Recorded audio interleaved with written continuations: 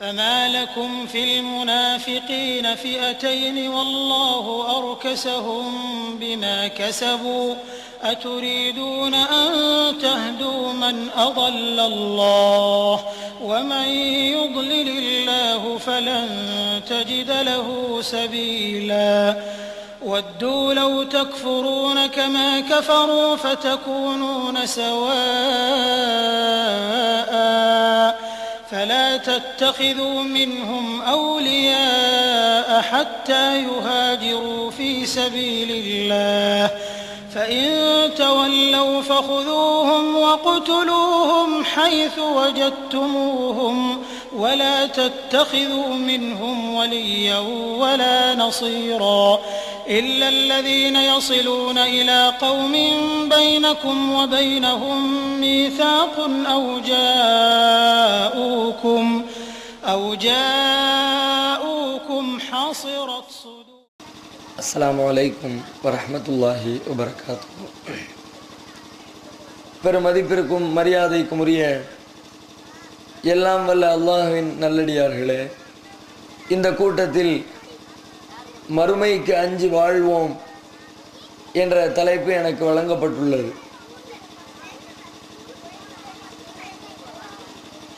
ஒரு முஸ்லிமுடைய வாழ்க்கை அல்லாஹ்விற்கு உகந்த வாழ்க்கையாக இஸ்லாமிய மார்க்கம் காட்டி தந்திருக்கிற சரியான நெறிமுறைகளுக்கு உட்பட்ட வாழ்க்கையாக அமைய வேண்டுமென்றால் அதற்கு அடிப்படையாக இரண்டு அம்சங்களில் ஒரு முஸ்லிமுக்கு தெளிவு இருக்க வேண்டும். இரண்டு விதமான சிந்தனைகள் சரியான முறையிலே முஸ்லிம்களின் உள்ளத்திலே ஆழமாக பதிய வைக்கப்பட வேண்டும். அவ்வாறு அந்த இரண்டும் ஆழமாக பதிந்தால்தான் ஒரு முஸ்லிம் இந்த உலகத்திலே சரியான வாழ்க்கையை வாழ்ந்து நாளை மறுமையிலே இறைவனின் திருப்தியை பெற்றுக்கொள்ள முடியும்.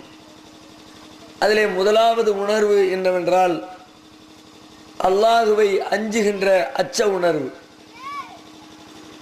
இறை அச்சம் யாருடைய உள்ளத்திலே ஆழமாக பதிந்திருக்கிறதோ அவர்கள்தான் சரியான முஸ்லிமாக இந்த உலகத்தில் முதலில் வாழ்க்கை நடத்த முடியும்.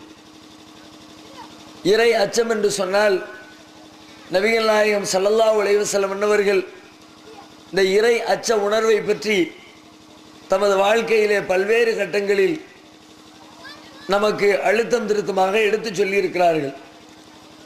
அண்ணலம் பெருமகனார் நபிகள் நாயகம் ஸல்லல்லாஹு அலைஹி வஸல்லம் அவர்கள் தம்முடைய வாழ்க்கையிலே எத்தனையோ நேரங்களில் மக்களுக்கு உபதேசம் செய்திருக்கிறார்கள்.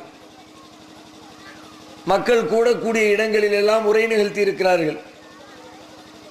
வார வாரம் ஜும்மாவுடைய தினத்திலே ஜும்மாவிற்காக உரை நிகழ்த்தி இருக்கிறார்கள். ஒவ்வொரு வருடத்திலும் ஹஜ் பெருநாள் தினத்திலே அதற்காக உரை நிகழ்த்தி இருக்கிறார்கள். நோன்பு பெருநாள் தினத்திலே அதற்காக உரை நிகழ்த்தி இருக்கிறார்கள்.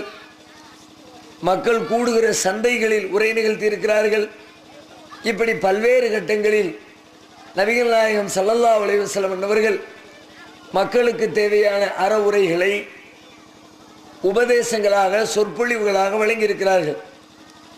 இந்த எல்லா உபதேசங்களிலும் நபிகள் நாயகம் ஸல்லல்லாஹு அலைஹி வஸல்லம் அவர்கள் மறக்காமல் திருமறை குர்ஆனிலிருந்து 3 வசனங்களை குறிப்பிடுவார்களாம். அது என்ன 3 வசனங்கள் என்றால், சூரத்துன் நிசாவுடைய முதல் வசனம், யா அய்யுஹன்னாஸ் இத்தகூ ரப்பக்குமுல்லதி ஹலக்கக்கும் மின் நஃப்ஸின் வாஹிதா என்று தொடங்குகிற முதல் வசனம். சூரத்து ஆல இம்ரானுடைய 100வது வசனம், யா அய்யுஹல்லதீன ஆமனுத்தகுல்லாஹ ஹக்க துகாத்திஹி வலா தமூத்துன்ன இல்லா வஅன்தும் முஸ்லிமூன் என்ற 2ஆம் வசனம். யா அய்யுஹல்லதீன ஆமனுத்தகுல்லாஹ வகூலு கௌலன் சதீதா என்ற 3ஆம் வசனம். இந்த 3 வசனங்களையும் நபிகள் நாயகம் அவர்கள் தம்முடைய எல்லா உரைகளிலேயும் அவர்கள் குறிப்பிட்டிருக்கிறார்கள். அப்படி இந்த 3 வசனங்கள் என்ன சொல்கிறது? ஒவ்வொரு உரைகளிலும் குறிப்பிடுகிற அளவிற்கு இந்த வசனங்களில் சொல்லப்படுகிற மிக முக்கியமான போதனை என்ன என்று பார்த்தால் ஒரே ஒரு போதனையைத்தான் 3 வசனங்களும் குறிப்பிடுகிறது. யா அய்யுஹன்னாஸ், மனிதர்களே, இத்தகூ ரப்பக்குமுல்லதி ஹலக்கக்கும் மின் நஃப்ஸின் வாஹிதா, உங்களை ஒரே ஆத்மாவிலிருந்து படைத்த உங்கள் இறைவனை அஞ்சிக் கொள்ளுங்கள். யா அய்யுஹல்லதீன ஆமனு தக்குல்லாஹ ஹக்க துகாத்தி, மூமின்களே, அல்லாஹ்வை அஞ்ச வேண்டிய விதத்தில் அஞ்சிக் கொள்ளுங்கள். யா அய்யுஹல்லதீன ஆமனு தக்குல்லாஹ வகூலு கௌலன் சதீதா, இறை நம்பிக்கையாளர்களே, அல்லாஹ்விற்கு பயப்படுங்கள், சொல்கின்ற சொற்களை தெளிவாக சொல்லுங்கள். 3 வசனமும் ஒரே கருத்தை தான் சொல்லுகிற. அல்லாஹ்விற்கு பயப்படுங்கள், அல்லாஹ்விற்கு பயப்படுங்கள், அல்லாஹ்விற்கு பயப்படுங்கள். நபிகள் நாயகம் ஸல்லல்லாஹு அலைஹி வஸல்லம் இந்த 3 வசனத்தையும் எல்லா உரையிலையும் குறிப்பிடணும். அல்லாஹ்வுடைய பயம் இருந்தால்தான், இறைவனின் மீது அச்சம் இருந்தால்தான் ஒரு பயானை கேட்கிற பொழுது அந்த கேட்கிற மனிதர்களுக்கு அதனால் பயன் ஏற்படும். அல்லாஹ்வுடைய பயம் இல்லாமல், அச்சம் இல்லாமல் அவர் எவ்வளவுதான் செய்திகளை கேட்டு அறிந்தாலும், எவ்வளவுதான் புத்தகங்களை படித்தாலும், எவ்வளவுதான் உரைகளை செவிமடுத்தாலும் அந்த உரைகளால் அவருக்கு எந்த விதத்திலும் நன்மைகள் ஏற்பட போவதில்லை. அல்லாஹ்வுடைய அச்ச உணர்வோடு யார் கேட்கிறார்களோ அவர்கள்தான் தாம் கேட்கக்கூடிய செய்திகளை தமது வாழ்க்கையிலே கடைபிடித்து அதன் மூலமாக இந்த உலகத்திலேயும் நாளை மறுமையிலேயும் இறைவனிடத்திலே அவர் நன்மையை பெற்றுக்கொள்ள முடியும். அதனால் தான் நபிகள் நாயகம் அவர்கள் எல்லா உரைகளிலும் இந்த போதனைகளை தவறாமல் குறிப்பிடுவதை நாம் பார்க்கிறோம். அது மாத்திரமல்ல, இந்த அல்லாஹ்வுடைய அச்சம் என்பது எந்த அளவிற்கு ஒரு முஸ்லிமுக்கு அவசியம் என்றால், திருமறை குர்ஆன் தன்னை பற்றி அறிமுகப்படுத்துகிற பொழுது இது உலக மக்களுக்கு நேர்வழி காட்டக்கூடிய வேதம் என்று சொல்கிறது. திருமறை குர்ஆன் அகிலத்தாருக்கு ஓர் அருள்கொடையாக, அதை படிக்கிற மக்களுக்கு நேர்வழி காட்டுவதற்காகத்தான் அருளப்பட்டிருக்கிறது. ஆனால் அந்த திருமறை குர்ஆனை படிக்கிற எல்லோருமே நேர்வழி பெற்று விடுவார்களா? படிக்கக்கூடிய எல்லோருமே சத்திய பாதையில் நடந்து விடுவார்களா? கண்டிப்பாக படிக்கின்ற அத்தனை பேரும் நேர்வழியில் வரவில்லை. ஆனால் குர்ஆன் அப்படித்தான் சொல்கிறது, இது உலக மக்களுக்கு நேர்வழி காட்டி என்று. படிக்கிற எல்லோரும் நேர்வழிக்கு வர முடியவில்லை. எத்தனையோ பேரை பார்க்கிறோம், திருமறை குர்ஆனை படித்திருக்கிறவர்கள், திருமறை குர்ஆனுக்கு விளக்கம் கொடுக்கிறவர்கள், இன்னும் தெளிவாக சொல்ல போனால் மதரசாக்களில் சென்று 7 வருடம் 10 வருடம் 15 வருடம் என்று படித்துவிட்டு வரக்கூடிய குர்ஆனை படித்திருக்கிற மார்க்க அறிஞர்கள், அவர்களுக்கு நேர்வழி கிடைத்திருக்கிறதா? அவர்கள் தான் இந்த சமுதாயத்தில் அதிகமாக வழிகெட்டு போய் கிடப்பதை பார்க்கிறோம். மற்ற மக்களையும் வழிகெடுப்பதையும் பார்க்கிறோம். இன்னும் இஸ்லாமிய வட்டத்தை விட்டு வெளியில் இருக்கிற எத்தனையோ அரசியல் தலைவர்கள், நம்முடைய இன்றைய தமிழக முதலமைச்சரை எடுத்துக்கொள்ளுங்கள், பல்வேறு மீலாது விழா மேடைகளில், பழைய கடந்த காலங்களில் மீலாது விழா மேடைகளுக்கு அழைக்கப்படக்கூடிய மார்க்க அறிஞர்களுக்கு இணையாக முதல்வர் கருணாநிதியும் அழைக்கப்பட்டிருக்கிறார். அவர் மார்க்க சொற்பொழிவுகள் கூட ஆற்றியிருக்கிறார். இதே போன்று இன்னும் பல இடங்களில் பல்வேறு மத தலைவர்கள், இந்து மதத்திலே இருக்கிற முக்கியஸ்தர்கள், குறிப்பாக மதுரை ஆதீனம் போன்றவர்கள் எல்லாம் இஸ்லாமிய சமுதாயத்தவர்களால் ஏற்பாடு செய்யப்படுகிற மார்க்க விளக்க பொதுக்கூட்டங்களில் திருமறை குர்ஆனுக்கு அவர்கள் விளக்கம் கொடுத்து உரை நிகழ்த்தியிருக்கிறார்கள். அப்படியெல்லாம் உரை நிகழ்த்தியவர்களுக்கு ஹிதாயத்து கிடைத்திருக்கிறதா? நேர்வழி பெற்றிருக்கிறார்களா? அவர்கள் திருமறை குர்ஆனை படித்ததோடு நிற்கவில்லை. தான் படித்த குர்ஆனை, தாங்கள் புரிந்து கொண்ட செய்திகளை பிறருக்கு எடுத்து சொல்லுகிற அளவிற்கு விளக்கமாக படித்திருக்கிறார்கள். அந்த அளவுக்கு புரிந்து வைத்திருக்கிறார்கள். ஆனால் அந்த புரிதல், அந்த வாசிப்பு அவர்களுக்கு நேர்வழியை பெற்று தரவில்லை. காரணம் என்ன? அல்லாஹ் அதையும் விளக்குகிறார். ஹுதல்லில் முத்தகீன், இந்த திருக்குர்ஆன் உலக மக்களுக்கு நேர்வழி காட்டும், ஆனால் படிக்கிற எல்லோருக்கும் அல்ல. லில் முத்தகீன், இறை அச்சமுடையவர்களுக்கு தான் அது நேர்வழி காட்டும். அல்லாஹ்வுடைய பயத்தோடு யார் படிக்கிறாரோ, இறைவன் ஒருவன் இருக்கிறான், அவன் நம்மை கண்காணிக்கிறான், அவன் நம்மை கேள்வி கேட்பான், அவனுக்கு நாம் பதில் சொல்ல வேண்டும் என்ற அச்ச உணர்வோடு யார் அந்த திருமறையை அணுகுகின்றார்களோ அவர்களுக்கு தான் திருக்குர்ஆன் நேர்வழி காட்டும். அப்படியானால் ஒரு முஸ்லிமாக வாழ்வதற்கான அடிப்படை விதியே இறைவனின் அச்சம்தான். இந்த இறை அச்சத்தை நபிகள் நாயகம் பல்வேறு கோணங்களில் வலியுறுத்தி இருந்தாலும் அந்த இறையச்சம் வருவதற்கான வழி என்ன? அதுதான் மிக முக்கியமான தெரிந்து கொள்ள வேண்டிய அம்சம். ஒரு பொருளின் மீது அல்லது ஒரு மனிதனின் மீது அச்சம் வர வேண்டும் என்று சொன்னால் அந்த பொருளை பற்றி அறிவு இருக்க வேண்டும். எந்த பொருளை பற்றி முழுமையாக அறிந்து கொள்கிறோமோ அந்த பொருளின் மீது இயற்கையாகவே பயம் வந்துவிடும். ஒரு நெருப்பை பற்றி மனிதனுக்கு பயம் வருகிறது. காரணம் என்ன? நெருப்பில் கை வச்சா சுற்றுரும்னு தெரியுது. நெருப்பை பற்றிய அறிவு நெருப்பின் மீது பயத்தை தருகிறது. பாம்பை பற்றிய அறிவு பாம்பின் மீது பயத்தை தருகிறது. அதே போன்று இறைவனை பற்றிய அறிவு ஒரு மனிதனுக்கு இறைவன் மீது அச்சத்தை தரும். அல்லாஹ்வுடைய ஆற்றலை, அல்லாஹ்வுடைய அதிகாரத்தை, அல்லாஹ்வுடைய நிர்வாகத்தை, அல்லாஹ்வுடைய செயல்திறனை ஒரு முஸ்லிம் சரியாக புரிந்து கொள்கிற பொழுது இறை அச்ச உணர்வு அவனது உள்ளத்திலே குடியேறும். யாருடைய உள்ளத்திலே இறையச்சம் குடியேறுகிறதோ அவனுடைய வாழ்க்கை அல்லாஹ்வுக்கு கட்டுப்பட்ட வாழ்க்கையாக மாறிவிடும் என்று நபிகள் நாயகம் போதிக்கிறார்கள். இது முதன்மையாக ஒரு இஸ்லாமியனின் வாழ்க்கையிலே, ஒரு இஸ்லாமியனுடைய உள்ளத்திலே இருக்க வேண்டிய முதல் தெளிவு இது. இரண்டாவது, ஒரு முஸ்லிமாக வாழ வேண்டும் என்று சொன்னால் இஸ்லாத்திற்கு எதிரான தன்னுடைய நடவடிக்கைகளை எல்லாம் ஒதுக்கி வைத்துவிட்டு முழுக்க ஒரு இஸ்லாத்திற்கு உட்பட்ட வாழ்க்கைக்கு வாழ வேண்டும் என்று சொன்னால் அவரிடத்தில் இருக்க வேண்டிய இன்னொரு மிக முக்கியமான உணர்வு, மரணத்திற்கு பிறகு வரக்கூடிய வாழ்க்கையில நாம் கடுமையாக இறைவனால் தண்டிக்கப்படுவோம் என்ற மறுமையின் மீது இருக்கிற அச்ச உணர்வு, அல்லாஹ்வின் மீது இருக்கிற அச்சம். இரண்டாவது, மரணத்திற்கு பிறகு வரக்கூடிய மறுமை வாழ்க்கையின் மீது இருக்கிற அச்சம். அந்த அச்சம் யாருடைய உள்ளத்தை புகுந்து விட்டதோ அவர்களுடைய வாழ்க்கையும் தலைகீழாக புரட்டி போட்டுவிடும். அந்த அச்ச உணர்வு நபிகள் நாயகம் ஸல்லல்லாஹு அலைஹி வஸல்லம் அவர்களுடைய காலத்தில் வாழ்ந்த சஹாபாக்கள் ஆரம்பத்திலே எப்படி இருந்தார்கள்? இஸ்லாத்தை ஏற்பதற்கு முன்பு, நபிகள் நாயகத்தினுடைய போதனைகளை தெரிந்து கொள்வதற்கு முன்பு அவர்களுடைய வாழ்க்கை முறை எப்படி இருந்தது? வார்த்தைகளில் வர்ணிக்க முடியாத கொடுமைகள் நிறைந்த வாழ்க்கை. மதுபானம் என்று சொன்னால் ஊறி திளைத்தவர்கள். இன்றைக்கு கூட எத்தனையோ மதுபான பிரியர்களை கேள்விப்படுகிறோம், சாராயம் குடிப்பவர்களை பார்க்கிறோம், எல்லா நேரத்திலும் போதையிலே மூழ்கி கிடக்கிறவர்களை பார்க்கிறோம். ஆனால் நபிகள் நாயகம் ஸல்லல்லாஹு அலைஹி வஸல்லம் அவருடைய காலத்தில் போதையிலே தட்டெளிந்து கிடந்தார்களே, இஸ்லாத்தை ஏற்பதற்கு முன்பு அந்த அளவிற்கு இந்த உலகத்திலே இன்றைக்கு யாருமே கிடையாது என்று சொல்லிவிடலாம். அந்த அளவிற்கு போதையிலே மூழ்கி கிடந்த அந்த சமூகம் எந்த அளவிற்கு இன்றைக்கு எத்தனையோ மனிதன் தன்னுடைய காரியங்களை கொண்டு பெருமை அடிக்கிறார். தன்னிடத்தில் இருக்கிற செல்வத்தை வைத்து பெருமை அடிக்கிறார், தன்னிடத்தில் இருக்கிற வாகனங்களை கொண்டு பெருமை அடிக்கிறான், தன்னுடைய வீட்டை கட்டி பெருமை அடிக்கிறான், தன்னுடைய அழகை காட்டி பெருமை அடிக்கிறான், தன்னுடைய அறிவை வைத்து பெருமை அடிக்கிறான். இப்படி மனிதர்கள் தன்னிடத்தில் இருக்கிற எத்தனையோ காரியத்தை கொண்டு பெருமை அடிக்கிறார்கள். தான் தான் உயர்ந்தவன், நான் தான் சிறந்தவன், எனக்கு இணையாக யாரும் இல்லை என்றெல்லாம் பெருமிதம் கொள்ளக்கூடிய காட்சிகளை உலகத்திலே நாம் கண்டு வருகிறோம்.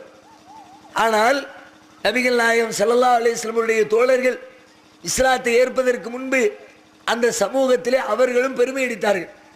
எப்படி பெருமை அடித்தார்கள் தெரியுமா? அவர்களிடத்தில் இருக்கிற மதுபான பாட்டில்களை வைத்து பெருமை அடித்தார்கள். பேரலாக பெரும் தோல் துருத்திகளில் அவர்கள் மதுபானத்தை சேகரித்து வைத்திருந்தார்கள். யாரிடத்திலே அதிகமாக மதுபானம் சேகரிக்கப்பட்டிருக்கிறதோ, மிக பழமையான சரக்குகள் யாரிடத்திலே தேங்கி இருக்கிறதோ அவர்கள் தான் பெருமைக்குரியவர்களாக அன்றைக்கு கருதப்பட்டார். என்கிட்ட எவ்வளவு சரக்கு இருக்கு தெரியுமில்ல, என் வீட்டில் எவ்வளவு சரக்கு இருக்கு தெரியுமில்ல, அப்படிதான் பெருமை பேசிக்குவாங்க. நீ என்னடா பெரிய 10 பேரல் வச்சிருக்கியா, என்கிட்ட 20 பேரல் இருக்குது, உன்னை 10 மாசம் சரக்கு இருக்குதா, என்கிட்ட 20 மாசம் சரக்கு இருக்கிறது என்றெல்லாம் மதுபானத்தை கொண்டு பெருமை அடிக்கிற அளவிற்கு அந்த சமுதாயத்தில் மதுபானம் என்பது பிரித்து பார்க்க முடியாத ஒன்றாக இணைந்து போய் கிடந்தது. விபச்சாரம் வார்த்தைகளில் விளக்கமே கொடுக்க இயலாது. அந்த அளவிற்கு விபச்சாரத்துடைய உச்சபட்சத்தில் எந்த அளவிற்கு என்று சொன்னால், ஒருவனுடைய மனைவி இறந்து விடுகிறார். இறந்ததற்கு பிறகு அந்த பெண்ணை மணந்து குடும்ப வாழ்க்கை நடத்தக்கூடிய யார் தெரியுமா? அந்த கணவனுடைய மகன், அதாவது புள்ளக்காரன். அவனுடைய மகனே தந்தை இறந்ததற்கு பிறகு தந்தையின் மனைவியை தனது மனைவி ஆக்கி கொள்ளக்கூடிய, நினைத்து பார்க்க முடிய கொடூரமா இதுவெல்லாம். ஒரு கேடுகட்ட சமுதாயத்தினுடைய மொத்த இலக்கணங்கள் நபிகள் நாயகம் ஸல்லல்லாஹு அலைஹி வஸல்லம் அவருடைய காலத்தில் இஸ்லாத்தை ஏற்பதற்கு முன்பு அந்த சமூக மக்களிடத்தில் நிலவி கொண்டிருந்தது. அப்படிப்பட்ட சமுதாய வாழ்க்கை வாழ்ந்தவர்கள், மிக மோசமாக வாழ்ந்து கொண்டிருந்தவர்கள், அந்த மக்களுடைய வாழ்க்கை தரத்தினை தலைகீழாக புரட்டி போட்டது எப்படி? மதுபானத்திலே மூழ்கி கிடந்தவர்களை மதுபானத்தில் அருகில் கூட நெருங்க மாட்டேன் என்று சொல்லி அவர்களுக்கும் மதுவுக்கு மத்தியிலே மிகப்பெரிய திரை விழுந்தது எப்படி?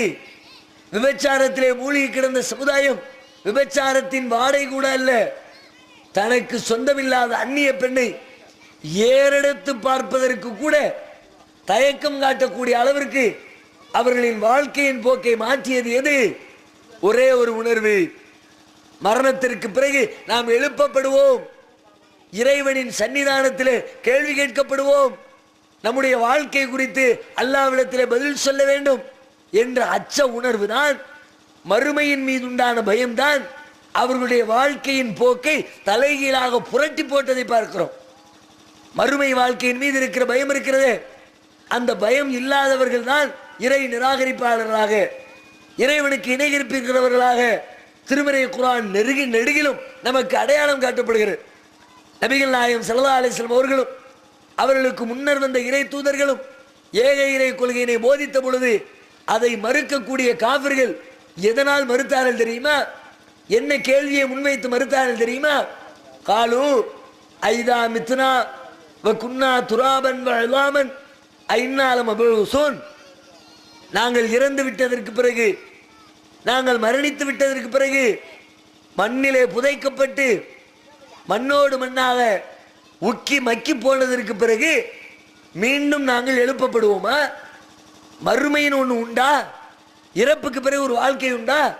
அதைத்தான் எங்களால் ஏற்றுக்கொள்ள முடியவில்லை என்று சொல்லித்தான் இதுவரைக்கும் அனுப்பப்பட்ட இறை தூதர்களை மறுத்த இறை நிராகரிப்பாளர்கள் காபிர்கள் மறுமையை மறுத்து காபிராக போனார்கள் என்று குர்ஆன் சொல்கிறது. எனவே ஒரு முஸ்லிமுடைய வாழ்க்கை சரியான வாழ்க்கையாக அமைய வேண்டும் என்று சொன்னால் மறுமையின் மீது சரியான அச்சம் அவனது உள்ளத்திலே ஆழமாக பதிய வைக்கப்பட வேண்டும். அதுக்கு பதிகிறதுக்கு என்ன வழி? மறுமையை பயப்படும் குர்ஆன் சொல்லுது. மறுமையின் மீது பயம் வருவதற்கு என்ன வழி? மறுமை என்றால் என்ன? மறுமையினுடைய நிகழ்வுகள் எப்படி இருக்கும்? இறைவன் எப்படி விசாரிப்பான்? அந்த நாளினுடைய கொடூரம் எப்படி அமைந்திருக்கும்? அவற்றை புரிந்து கொண்டால் தானாகவே மறுமை வாழ்க்கையின் மீது அச்சம் வந்துவிடும். அதனால தான் அல்லாஹ் என்ன பண்ணுகிறான்? திருமறை குர்ஆன் நெடுகிலும் மறுமையை பற்றி திரும்ப திரும்ப திரும்ப எந்த அத்தியாயத்தை எடுத்தாலும் எந்த வசனத்தை எடுத்து பார்த்தாலும் திருக்குர்ஆன் நெடுகிலும் மறுமை வாழ்க்கை குறித்த செய்திகளை விளக்கமாக விரிவாக இந்த சமுதாயத்திற்கு அல்லாஹ் எடுத்து பேசுகிறான். அதை நாம் ஆழமாக தெரிந்து கொண்டால் நம்முடைய வாழ்க்கையின் போக்கை மாற்றிக்கொள்வதற்கு அது ஏதுவாக அமையும். மறுமை எப்படி இருக்கும்? அல்லாஹ் விவரிக்கிறான். யா அய்யுன் நாஸ் இத்தகூ ரப்பக்கும் இன்ன ஸல்ஸலத்த ஸாஅத்தி ஷைஉன் அஸீம், மனிதர்களே ஒரு நாளை பயந்து கொள்ளுங்கள், கடுமையாக ஆட்டுவிக்கப்படக்கூடிய பிரம்மாண்டமான நாள் அது. அந்த நாள் எப்படி இருக்கும் தெரியுமா? யௌம தரவுனஹா தத்ஹலு குல்லு முர்லியாத்தின் அம்மா அர்லாத், பாலூட்டுகிற ஒவ்வொரு பெண்ணும் தான் பாலூட்டுகிற குழந்தையை மறந்து விடுவாள். பாலூட்டக்கூடிய பருவத்தில் கை குழந்தையாக வைத்திருக்கிற ஒரு குழந்தையை பெற்றெடுத்து வைத்திருக்கிற ஒரு தாய் அந்த பருவத்தில் இருக்கிற குழந்தையை என்றைக்காவது மறந்திருப்பாளா? அது அப்படி ஒரு வரலாற்றை இதுவரைக்கும் உலகத்திலே கேள்விப்பட்டதுண்டா? எந்த நிமிடமும் அவளுடைய சிந்தனை முழுக்க முழுக்க அவளது பிள்ளையோடே சார்ந்திருக்கும். பிள்ளை என்ன செஞ்சாலும் தெரியலையே, ஒரு அரை மணி நேரம் வெளியில கடத்தெருவுக்கு போக மாட்டா. அரை மணி நேரம் கடத்தெருவுக்கு போறதுக்குள்ள 6 தடவை பிள்ளையை பத்தி நினைச்சு பாப்பா. ஒரு ஜவுளி கடையில போய் துணி எடுக்க முடியாது, வீட்டில் போட்டுட்டு வந்த பிள்ளை என்ன செஞ்சாலும் தெரிய நினைச்சு பாப்பா. எல்லா நேரங்களிலும் தூங்குகிற பொழுதும் சாப்பிடுகிற பொழுதும் குடிக்கிற பொழுதும் கடை வீதிகளிலே நடக்கிற பொழுதும் எல்லா நேரத்திலும் என் பிள்ளை என் பிள்ளை என் பிள்ளை என்று சொல்லி அவனது பிள்ளையை மாத்திரமே நினைத்து கொண்டிருக்கிற ஒரு பெண் அந்த நாளில் மஹ்ஷர் பெருவெளியில் அவளுடைய நிலைமை எப்படி இருக்கும் தெரியுமா? பாலூட்டுகிற பருவத்திலே கையிலே குழந்தை இருந்தால் அந்த குழந்தையை பற்றி சிந்தனை இருக்காது, பிள்ளைக்கு பால் கொடுக்கணுமே நினைவு இருக்காது, பிள்ளையை தூங்க வைக்கணுமே என்ற நினைப்பு இருக்காது. வேற என்ன நினைப்பு இருக்கும்? நாம் இன்றைக்கு என்ன ஆவோம் தெரியவில்லையே. அப்படி அவருடைய சிந்தனை முழுக்க முழுக்க பீதி வயப்பட்டிருக்கும் என்று அல்லாஹ் பேசுகிறான். அத்தோட விடல, அடுத்து சொல்லுகிறான், ஓ தலஉ குல்லு தாத்தி ஹம்லின் ஹம்லஹா, கருவுற்றிருக்கிற ஒவ்வொரு பெண்ணும் தன்னுடைய கர்ப்பத்தை மிக லேசாக இறக்கி வைத்து விடுவாள். ரொம்ப லேசா பிரசவம் நடக்குங்கிறான். லேசா பிரசவம் நடந்திருக்கிறதா? எந்த கஷ்டமும் இல்லாம எந்த சிரமத்தை அனுபவிக்காம பிரசவம் என்பது உலகத்திலே லேசா நடக்கிற காரியமா? எங்கேயும் லேசா நடக்காது. வேதனையினுடைய உச்சகட்டமே அதுதான். அது மாதிரி வேதனை உலகத்துல வேற யாருக்கும் எந்த மனுஷனை அனுபவிச்சது கிடையாது. பிரசவ வேதனைக்கு ஈக்குவலாக மனித வாழ்க்கையில் எந்த வேதனையும் கிடையாது என்று இன்றைய விஞ்ஞானம் நிரூபித்திருக்கிறது. மனிதனுடைய வாழ்க்கையில் ஒரு மனிதனை தண்டித்தால், அடித்தால், துன்புறுத்தினால் அவனது உடலிலே வேதனைப்படுமே. அந்த வேதனையினுடைய அதிகபட்ச அளவு என்ன தெரியுமா? அளவு நிறுவைகளில் வர்ணித்து சொல்கிறார்கள். டால் என்ற கருவியை கொண்டு ஒன்னே அளக்கிறதுக்கு ஒரு கருவி இருக்குதுல்ல, பாலை அளக்கிறதுக்கு லிட்டர்னு ஒரு கருவி வச்சிருக்கிறோமே, பருப்பு அளக்கிறதுக்கு ஒரு கிலோ கிராம்னு படி வச்சிருக்கிறோமே, துணியை அளக்கிறதுக்கு மீட்டர்னு ஒரு அளவுகோலை வச்சிருக்கிறோமே, அது மாதிரி மனிதனுடைய உடலிலே ஏற்படக்கூடிய வேதனைகளை அளப்பதற்கு டால் என்ற கருவியினை விஞ்ஞானிகள் கண்டுபிடித்திருக்கிறார்கள். அந்த கருவியை கொண்டு அளக்கிறார்கள். மனிதனுடைய உடலிலே அடித்து பார்த்தால், ஒரு டால் அடித்தால் மனிதன் உடல் தாங்குகிறது, 10 டால் அடித்தால் தாங்குகிறது, 40 டால் அடித்தால் மனித உடல் தாங்குகிறது, 50 டால் அடித்தால் மனித உடல் தாங்குகிறது. அதிகபட்சமாக 60 டால் வரைக்கும் அவனது உடலிலே வேதனை கொடுக்கப்பட்டால் அவன் தாங்கிக் கொள்கிறான். 60ஐ தாண்டுகிற பொழுது, அதை தாண்டி வேதனை கொடுக்கப்பட்டால் எந்த மனிதனாலும் தாங்கிக் கொள்ள முடியாது. 60ஐ கடந்தால் அடுத்த கட்டம் மரணம்தான். இன்றைய விஞ்ஞானம் இதை நிரூபிக்கிறது. ஆனால் பிரசவ வேதனையினுடைய அளவு என்ன தெரியுமா? பிரசவத்தை பற்றி மருத்துவர்கள் சொல்கிறார்கள், ஒரு பெண் குழந்தை பெற்றெடுக்கிற பொழுது அவள் படக்கூடிய அளவின் வலி எவ்வளவு தெரியுமா? 60ஐ கடந்து 70ஐ தொடுகிறாள். அது மாத்திரம்தான் விதிவிலக்கா நடக்குதான். உலகத்தில் 70 டால் அளவிற்கு வேதனை கொடுக்கப்பட்டு இறக்காமல் மரணிக்காமல் ஒரு பெண்மணி உயிர் காப்பாற்றப்படுகிறாள் என்று சொன்னால் அவளுடைய பிரசவ நேரம் மாத்திரம்தான். அந்த அளவுக்கு வேதனையினுடைய உச்சகட்டத்தை அனுபவிச்சு தான் ஒரு பெண் தனது வாரிசை இந்த உலகத்திலே பெற்றெடுக்கிறார் என்று இன்றைய மருத்துவ விஞ்ஞானம் சொல்லுகிறது.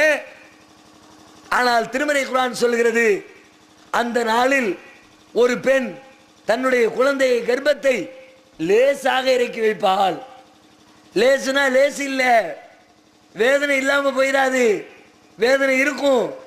ஆனால் அந்த நாளின் வேதனையோடு இணைத்து பார்த்தால் 60 டால் 70 டால் வேதனை இருக்குதே, இது என்ன வேதனை? அந்த நாளையில அவளுடைய புத்தி பேதலிச்சு நிக்குமே. அல்லாஹ் அவன் நேர்ல கண்டு சூரியன் நெருக்கத்தில் கொண்டு நிப்பாட்டப்பட்டு உலகத்தில் குர்ஆன்ல சொல்லப்பட்ட செய்திகளை எல்லாம் கண்ணுக்கு கண்ணா கண்டு, ஆகா உலகத்தில் அல்லாஹ்வுடைய வார்த்தைகளை கேட்காம வந்துட்டோமே, தொழாம வந்துட்டோமே, நோன்பு இருக்காம வந்துட்டோமே, முஸ்லிமா வாழாம நான் உண்டு, என் சம்பாத்தியம் உண்டு, என் கடை உண்டு, என் வாழ்க்கை உண்டு, உலகத்தோடு என் வாழ்க்கை முடிந்து விட போகிறது என்ற எண்ணத்தில் வாழ்ந்து விட்டு வந்து விட்டோமே, இன்றைக்கு நம்முடைய நிலைமை என்ன ஆகுமோ தெரியவில்லையே. இறைவனின் திருப்தியை பெற்றிருக்கிறோமா, அல்லாஹ்வுடைய அதிருப்தியை பெற்றிருக்கிறோமா என்ற அந்த நாளிலே அவளுக்கு ஏற்படக்கூடிய அந்த பீதி இருக்கிறது, அந்த துக்கம் இருக்கிறது, அந்த வேதனை இருக்கிறது. அந்த வேதனையோடு இணைத்து பார்த்தால் உயிர் போய் திரும்பக்கூடிய இந்த பிரசவ வேதனை என்பது வேதனையே இல்லை. பிரசவ வேதனை வேதனை இல்லப்பா, இதெல்லாம் ஒரு வேதனையா? அந்த வேதனையை பார். நம்ம சொல்லுவோம்ல, லேசா காலு தட்டி பிடிச்சு, லேசா ஒரு முள்ளு குத்திருச்சு, கிடந்து ஒருத்தன் குதிக்கிறான், ஐயோ முள்ளு குத்திருச்சு, ரத்தம் வருது ரத்தம் வருது, என்ன சொல்லுவான்? இல்லைடா இதுக்குலாம் போட்டு அழுகுற, காலில் லேசா முள்ளு குத்துனதுக்கே அழுகுறிய, அன்னைக்கு அவன் அருவாள் எடுத்து வெட்டி விட்டான் அவனை. பெரிய வேதனையை சின்ன வேதனைக்கு ஒப்பு காட்டுவோமே, அது மாதிரி அல்லாஹ் சொல்லுகிறான், நாளை மறுமையில இருக்கக்கூடிய வேதனை எப்படி தெரியுமா? பிரசவ வேதனை வேதனை இல்லை, மறுமை வேதனை தான் வேதனை. சாதாரணமா நினைக்காத.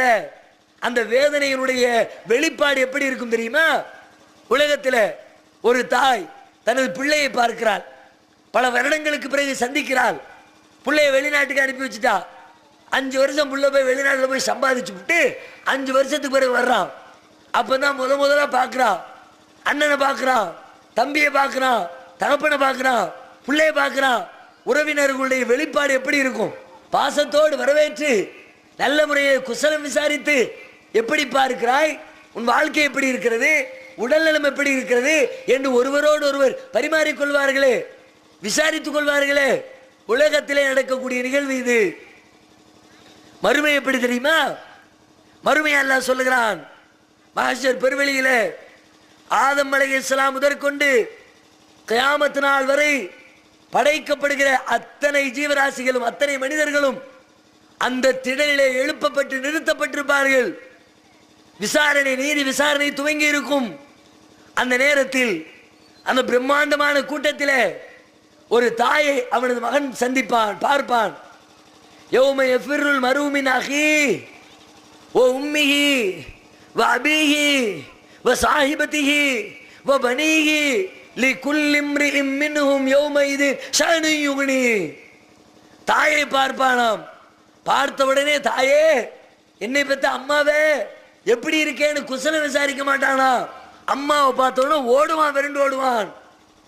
பெற்றெடுத்த தாயை விட்டு ஓடுவான், உடன் பிறந்த சகோதரனை விட்டு ஓடுவான், தூக்கி வளர்த்த தந்தையை விட்டு ஓடுவான், நெருங்கி பழகிய நண்பனை விட்டு ஓடுவான், கட்டி குடும்பம் நடத்திய மனைவியை விட்டு ஓடுவான், கணவனை விட்டு ஓடுவான். எதுக்கு? அன்னைக்கு எல்லாம் ஒருத்தர் பார்த்து விசாரிக்கணுங்கிற உணர்வு இருக்காது. நாம என்ன வந்துருக்கலையே, ஐயோ உலகத்தை கழிச்சு விட்டோமே, நாசமாக்கிட்டோமே, வாழ்க்கையை வீணாக்கிட்டோமே, இப்ப அம்மா தான் பெருசா, அப்பந்தான் பெருசா? அதையெல்லாம் விட பெரிய கூத்து என்ன தெரியுமா? யௌம யவத்துல் முஜ்ரிமு லவ் யஃப்ததி மின் அதாபி யௌமிதின் பிபனி. அந்த நாளில் பாவம் செய்த ஒரு பாவி அவன் அல்லாஹ்விடத்தில் சொல்லுவானாம், நினைப்பானாம். என்ன சொல்வான்? யா அல்லாஹ், தப்பு பண்ணிவிட்டேன், பெரிய அநியாயம் பண்ணிட்டேன், உலக வாழ்க்கையை வீணாக்கிட்டேன், உன்னை மறந்து வாழ்ந்துட்டேன், என்ன நீ தண்டிச்சிடாத, அதுக்கு நான் ஒரு பகரம் தர்றேன், நஷ்டஈடு தர்றேன். உலகத்தில் சொல்லுவோம்ல, தெரியாம ஏதாவது யாரையும் இடிச்சு விட்டோம், நஷ்டஈடு கூடாதுன்னு கேட்போம்ல. மனுஷன் சொல்லுவான் அல்லாஹ்ட்ட வறுமையில, லவ் யஃப்ததி மின் அதாபி யௌமிதின், இந்த நாளுடைய வேதனைக்கு பகரமாக நான் உனக்கு நஷ்டஈடு தருகிறேன். பிபனி, நான் பெற்றெடுத்த பிள்ளை இருக்கிறான், அவனை வச்சுக்க. உலகத்தில் சொல்வானா? அவன் பிள்ளைக்கு ஏதாவது கஷ்டம்னா, என் பிள்ளைய ஒன்றும் பண்ணிடாதீங்க, என்ன வேணாலும் பண்ணுங்க. உலகத்தில் டைலாக். தான் கஷ்டப்பட்டாலும் தன் பிள்ளை கஷ்டப்படக்கூடாது. வெளிநாட்டில் போய் கிடக்குது இன்னைக்கு நம்ம சமுதாயம். ஒவ்வொருத்தரையும் டைலாக் கேளுங்க. வயசுனா 60 ஆச்சுலப்பா, 50 ஆச்சுல, வாழ்க்கையை வெளிநாட்டில் தொலைச்சு விட்டியே, 25 வயசுல வந்தவன் 25 வருஷமா இங்க வாழ்ந்துட்டியே, போய் வாழ்க்கையை பார்க்க கூடாதா கேட்டா என்ன சொல்லுவாரு? என்னங்க நம்ம பிள்ளைக்கு தானுங்க எல்லாம், ஏன்பா இவ்வளவு கஷ்டப்பட்டு உழைக்கிற, சேர்த்து என்ன பண்ண போற, கையில கொண்டு போறியா? கேட்ட பதில் என்ன? எல்லாம் பிள்ளைக்கு தான். பிள்ளைக்காக தன் இளமையை துளைக்கிறான், தன் வாழ்க்கையை துளைக்கிறான். தான் கஷ்டப்பட்டாலும் சரி, தன் வாழ்க்கையை துளைத்தாலும் சரி, தான் துன்பத்தை அனுபவித்தாலும் சரி, தன்னுடைய பிள்ளை துன்பப்படக்கூடாது என்பதற்காக வேண்டி ஒவ்வொரு தாயும் ஒவ்வொரு தந்தையும் துன்பத்திற்கு மேல் துன்பத்தை அனுபவிக்கிறார்களே. மறுமையிலே உங்கள் பிள்ளைக்கு எதிராக நீங்கள் சொல்லுவீர்கள், யா அல்லாஹ், நான் ஆசையா வளர்த்த என் புள்ள இருக்கிறான், புள்ளைய நீ வச்சுக்க, என்ன விட்டுறா? அப்படி சொல்லணுமா? அப்படி ஒரு தாய் சொல்லுவாளா? சொல்ல மனசு வருமா? என் பிள்ளைய நெருப்புல போடு, என்ன போடாத, இங்க ஒரு நெருப்பு கிடக்குது, உங்க பிள்ளைய போடவா உங்களை போடவா, என்ன செய்வோம்? என் பிள்ளைய போட்டுறாதீன்னு கெஞ்சுவீங்களே. மறுமையில நீங்களே ஸ்டேட்மெண்ட் கொடுப்பீங்களா? என் பிள்ளைய போடு, என்ன விட்டுறா சொல்லிட்டு சொல்லுவானா? அது பத்தலையா? என் பிள்ளைய நஷ்டஈடு போதுமான நஷ்டஈடு இல்லையா? ஒரு சாஹிபத்தி, என் முண்டாட்டி இருக்கிறா, போடு, அவளை தூக்கி போடு. நல்ல குடும்பம் நடத்தணும். 1/2 கிலோ 1 கிலோன்னு தங்கம் வாங்கி கழுத்திலையும் கையிலையும் போட்டு அழகு பார்த்தேன், அவளை வச்சுக்க. என் பொஞ்சாதி பத்தலையா? வகி தான் என் சகோதரனை வச்சுக்க. ஓ ஃபசீலத்தி இல்லத்தி தூவிகி ஒமன் ஃபில் ஜமீஅன் சும்ம யுஞ்சி. அதை வச்சுக்க இதை வச்சுக்கன்னு சொல்லி ஒண்ணுமே பண்ணலையா? யாரெல்லாம் மொத்த மொத்த உலகத்தில் இருக்கிற எல்லா மனுஷனையும் வச்சுக்க, என்ன மட்டும் விட்டுறாரு ரப்பே. கேலிக்கு சொல்லல, கிண்டலுக்கு சொல்லல, நிஜமாவே நினைப்பானா எல்லாரும் செத்தாலும் சரி நான் மட்டும் நல்லா இருக்கணும். அப்ப அந்த நாள் எப்படி இருக்கும், அந்த நாளின் கடுமை எப்படி இருக்கும், அந்த நாளிலே நமக்கு ஏற்படக்கூடிய துன்பத்தினுடைய அளவு எவ்வளவு. இன்னொரு இடத்துல அல்லாஹ் சொல்றான், ரொம்ப இலக்கிய நயத்தோடு ரொம்ப அற்புதமா சிலாயித்து சொல்லி காட்டுகிறான். சொல்லுகிறான், பஷீரில் காஃபிரீன் பஷீரில் முனாஃபிகீன் பி அன்னலஹும் அதாபன் அலீமா. காஃபிர்களுக்கு, இறை மறுப்பாளர்களுக்கு, இறைவன் செய்த உதவிகளை எல்லாம் மறந்து வாழ்ந்த நன்றி கெட்டவர்களுக்கு நபியே நீங்கள் சொல்லுங்கள், நற்செய்தி சொல்லுங்கள். என்ன நற்செய்தி? பி அன்னலஹும் அதாபன் அலீமா, அவர்களுக்கு கடுமையான வேதனை இருக்கிறது என்று நற்செய்தி சொல்லுங்கள். அந்த நாளில் அவனது உள்ளத்தில் ஏற்பட்டிருக்கிற பீதி என்ன? சாதாரணமா இருக்காது, சும்மா அல்லாஹ் விட்டு வைக்க மாட்டான். அந்த நாளிலே தலைக்கு மேலாக சூரியன் பாட்டி வைப்பான், வேர்வை கொப்பளிச்சு வடியும். சில மனிதர்கள் அவர்களுடைய கரண்டை கால்கள் நனைகின்ற அளவுக்கு வியர்வையிலே நடந்து வருவார்கள். சில மனிதர்கள் அவர்களுடைய இடுப்பு வரைக்கும் வியர்வையிலே நடந்து வருவார்கள். சில மனிதர்கள் அவர்களுடைய கழுத்து வரைக்கும் வியர்வையிலே மூழ்கி வருவார்கள். அப்படிப்பட்ட கொடூரம் நிறைந்த நாள். அந்த நாளிலே சென்று ஒவ்வொருவனும் புலம்புவான். அங்க புலம்ப கூடாது என்ற நினைப்பு இருந்துச்சுன்னா, அங்க நிம்மதியா இருக்கணும்ன்ற உணர்வு இருந்துச்சுன்னா, நாம் வாழ நமக்கு வழங்கப்பட்டிருக்கிற இந்த வாழ்க்கையை சரியான முறையில் பயன்படுத்தணும். இந்த வாழ்க்கையை வீணடிச்சோம், மறுமையில் வெற்றி பெற முடியாது, நிம்மதியா இருக்க முடியாது. திருமறை குர்ஆன்ல வத்தகு யௌமன் துர்ஜஊன ஃபீஹி இலல்லாஹ், ஒரு நாளை பயந்து கொள்ளுங்கள், எந்த நாளில் அல்லாஹ்வின்பால் திருப்பப்பட இருக்கிறீர்களோ அந்த நாளை பயந்து கொள்ளுங்கள்.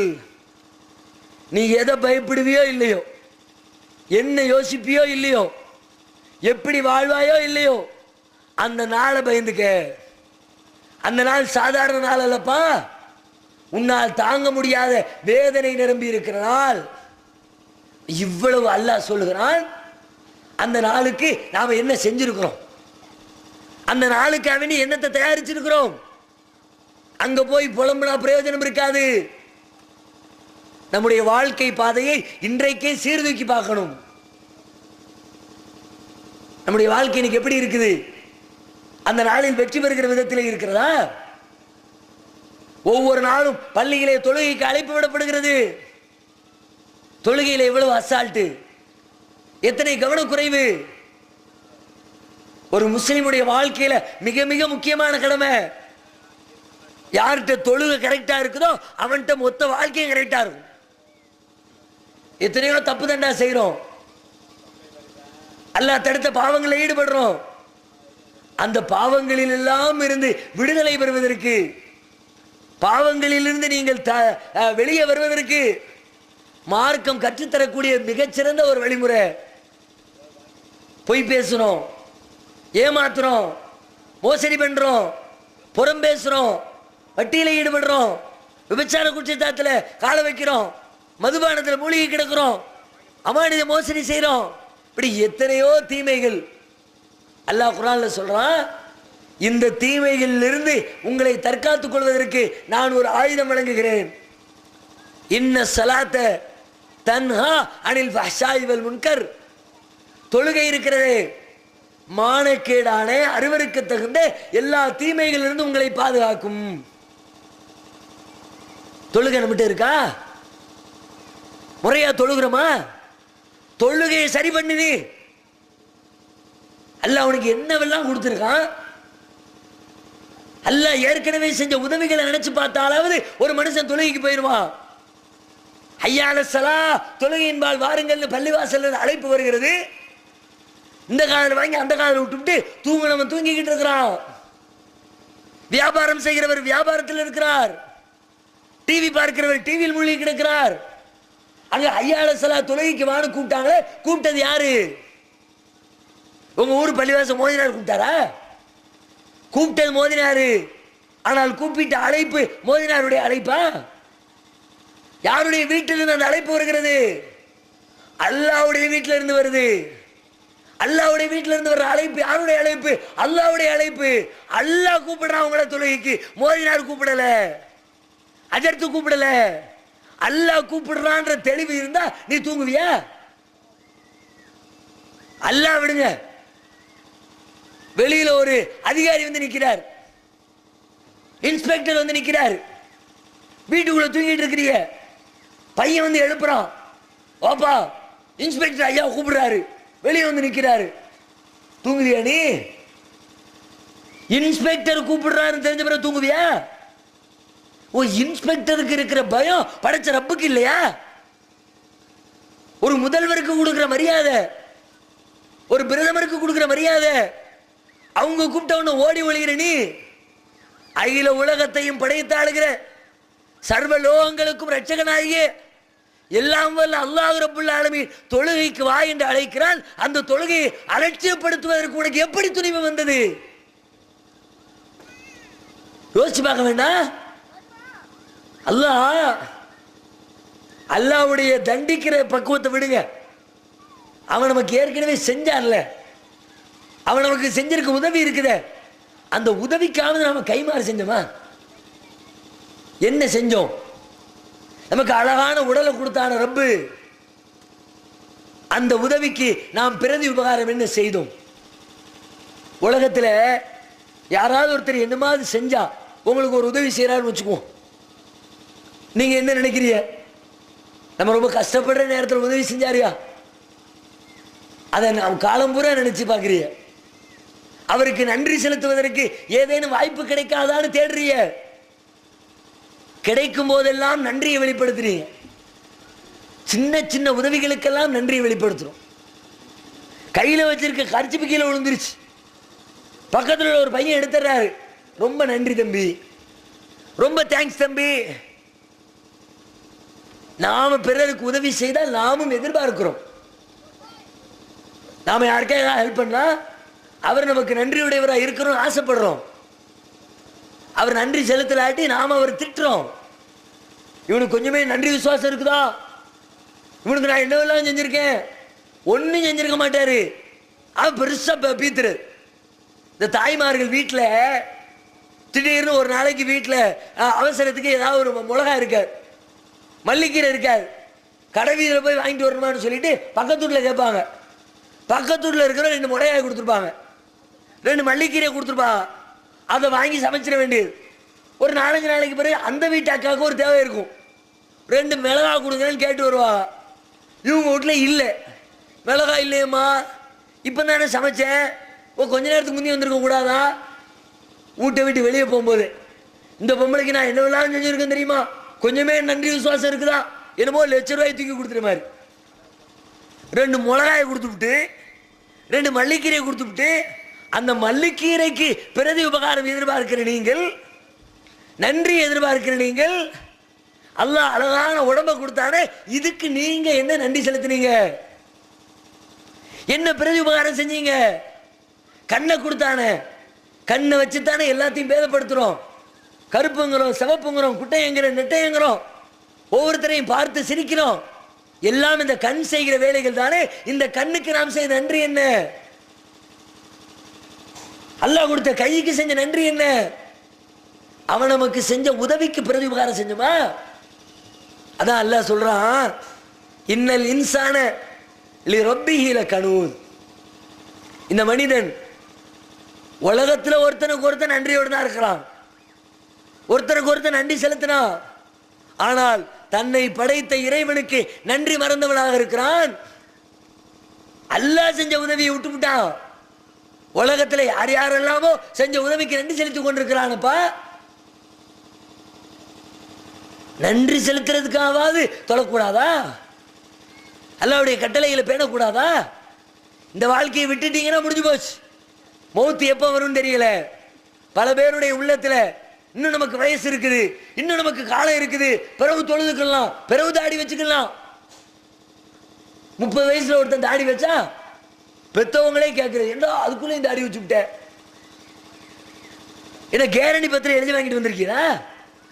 நான் 60 வருஷத்துக்கு இருப்பேன், 80 வருஷத்துக்கு இருப்பேன். உங்க ரோட்ல நீங்க பார்க்கலையா? ஈஸியா ரோட்ல நீங்க பார்க்கலையா? இங்க இருந்து மெட்ராஸ் வரைக்கும் போயிட்டு வாங்க. ஒவ்வொரு நாளும் நடக்கிற நிகழ்வுகள் என்ன? ஒரு ரவுண்டு அங்க சென்னைக்கு போயிட்டு கன்னியாகுமரி வர்றதுக்குள்ள 25 டிக்கெட்டு பாத்துறோம். எல்லாம் 25 வயசு 27 வயசு. 2 வீலர் அடிபடுறது முழுக்க 2 வீலர் மரணங்களில் நடைபெறக்கூடிய 90% 18 வயசு 20 வயசு 25 வயசு. சமீபத்தில் அகராமண்டலத்தில் ஒரு மூத்த பார்த்தமே, டாக்டர்களே ஆச்சரியப்படுறான், இப்படி ஒரு கோர விபத்தை நான் பார்க்கவே இல்லையாங்கிறான். அடிச்ச அடியில காலு தனியா கை தனியா, நினைச்சு பார்க்க முடியுமா? இன்னைக்கு அல்லாஹ் திடகாத்திரமான வாழ்க்கையை கொடுத்திருக்கான, நாளைக்கே உயிரெடுக்கலாம், அடுத்த நிமிடமே மரணம் வரலாம். இப்படி நிச்சயமற்ற வாழ்க்கையில் ஈடுபட்டிருக்கிற நாம பிறகு பார்த்துக்கலாம், பிறகு திருந்திக்கலாம், பிறகு தொழுதுக்கலாம், பிறகு மன்னிப்பு கேட்டுக்கொள்ளலாம். எப்ப நமக்கு முடிவு எழுதப்பட்டிருக்குன்னு தெரியல. அவர் வந்துட்டாருன்னா உங்களுக்கு சான்ஸ் இல்லை. ஆனா வந்த பிறகு கண்டிப்பா புலம்புவீங்க. அல்லாஹ் குர்ஆன்ல சொல்றான், அல்லாஹ்வை மறந்து வாழ்ந்தவர்கள் கடைசி நேரத்தில் மலக்குல் மௌத் உயிரை பிடுங்குவதற்காக வந்து நிற்கிற அந்த கடைசி நிமிடத்தில் சொல்வார்களாம், லவ்லா அக்கர்தனி இலா அஜலின் கரீப், கொஞ்சம் அவகாசம் தாருங்களேன், ஃபஅஸ்ஸதக வ அகும் மின சாலிஹீன், நான் என்னிடம் இருக்கிற சொத்து பத்துக்களை எல்லாம் தர்மம் செய்துவிட்டு நல்லவனாக திரும்பி வந்து விடுகிறேன், கொஞ்சம் டைம் கொடுங்களப்பா, கெஞ்சுவோம். இதா ஜா அஜலுஹும் லா யஸ்தகிரூன சாஅத்தன் வலா யஸ்தக்திமூன், அந்த மனிதனுக்குரிய தவணை வந்துவிட்டால், நேரம் வந்துவிட்டால், ஒரு செகண்ட் முந்தவும் செய்யாது பிந்தவும் செய்யாது, வந்த மாணவர் உசுரை எடுத்துட்டு போய்கிட்டே இருப்பார். அல்லாஹ்வுடைய சன்னிதானத்தில் நிறுத்தப்பட்டால் என்ன பதில் சொல்ல போகிறோம் என்ற அச்ச உணர்வை ஆழப்படுத்தணும். திருமறை குர்ஆனை நெடுக வாசித்து பாருங்கள். மறுமையை பற்றி சொல்லப்பட்டிருக்கிற தகவல்களை உங்களுடைய உள்ளத்திலே உள்வாங்கிக் கொள்ளுங்கள். அந்த அச்ச உணர்வு உள்ளத்திலே ஆழப்பட்டால் நம்முடைய வாழ்க்கை தலைகீழாக புரண்டுவிடும். நேத்தைக்கு இருந்த மாதிரி இன்னைக்கு இருக்க மாட்டோம். அல்லாஹ்வே சொல்றான், ஒலிமன் காஃப மகாம ரப்பிஹி ஜன்னதான், யார் தனது இறைவனின் சன்னிதானத்திலே நாளை மறுமையிலே நிறுத்தப்படுவோம் என்று யார் பயப்படுகிறாரோ, மறுமைக்கு யார் அஞ்சுகிறாரோ, அவருக்கு இரட்டை சுவர்க்கங்களை, 2 தோட்டங்களை அவருக்கு நான் தயாரித்து வைத்திருக்கிறேன் என்று அல்லாஹ் ரப்புல் ஆலமீன் நாளை மறுமையின் இன்பத்தை நமக்கு கற்றுத் தருகிறான். மறுமையினுடைய அச்ச உணர்வு தான் இந்த உலகத்தின் வாழ்க்கைக்கான அஸ்திவாரம். அதை நினைத்து பார்த்து, மறுமையை நினைத்து, மரணத்தை நினைத்து நம்முடைய வாழ்க்கை பாதையை சீர்தூக்கி பார்த்துக் கொள்வோம். இறைவனுக்கு கட்டுப்பட்ட மக்களாக உண்மையான இஸ்லாமிய வாழ்க்கை நெறிமுறைக்கு உட்பட்ட வாழ்க்கையாக நமது வாழ்க்கையை ஆக்கிக் கொள்வோம். அல்லாஹ் ரப்புல் ஆலமீன் நம் அனைவரையும் அப்படி வாழ்ந்து வெற்றி பெறுவதற்குரிய நல் வாய்ப்பினை தந்தருள்வானாக. வாகிர் தாவானா அனில் அல்ஹம்துலில்லாஹி ரப்பில் ஆலமீன். அஸ்ஸலாமு அலைக்கும் வரஹ்மத்துல்லாஹி வபரகாத்துஹு. அல்லாஹ்